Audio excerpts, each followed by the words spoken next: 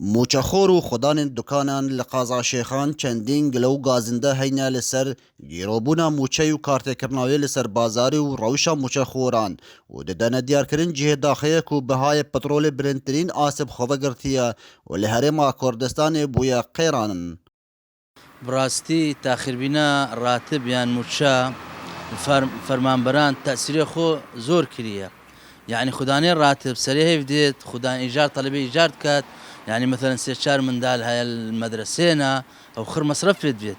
Taxîrê wî zor zerere bo hawlatiyan. Sehberê xwe bide sük çol e. براسي تاخير بنا راتبنا بس تاثير سر موظفين ما كريا الكردستاني وإنما سر حمو دكاندار كريا كنوت بين سوق تباري خداي بهرا بترا دكاندار اما اترونشنيا جي خدا يعني كرينو فروتن جلا كيموي او شك هكر موتشا نبت ما خلق دبي دشكوفا التشكي دي كرت او دكاندار شك يسكنيا مع العلم كيف عالمي قالك بانه النفط جران بوصد دولار در باسكر بس هر او تاخير بنا هرم ماي Welatiyên deverê jî rexnên tund li hikûmeta herêmê digerin û dibêjin wesa diyar dibe ku hikûmetê ageh ji rewşa xirapiya xelkê nîne. Gîrobûna mûçeyê gelek kartêkirin ser alemê kiriye bi taybet Çînê hejar û yê desteng gelek û heta dukandar neşê tiştabînê bo dukana xwe ji ber wêrê ku pare nîne û wezê aborî gelekê têk çûyî gelek wezê Kurdistanê ev hemî amen yani giştî gelekê têk çûyî û xelk gelekê adize û neraziya ser vê çendê ye.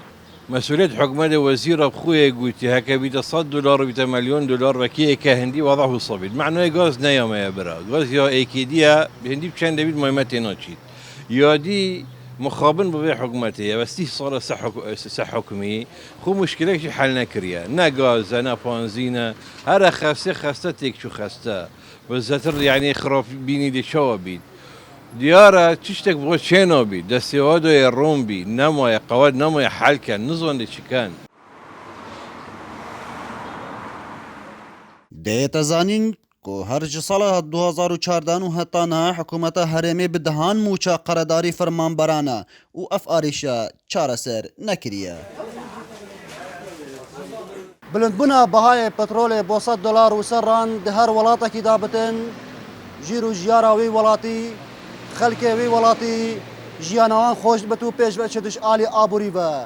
Lê li Herêma Kurdistanê bilindbûna bihayê petrolê jî bûye qêranek li ser fermanberan û mûçexoran û taybeşê xudanên dikanan. Ekrem Derwêş, Dezgehê Mîdyayê Badînan, Şêxan.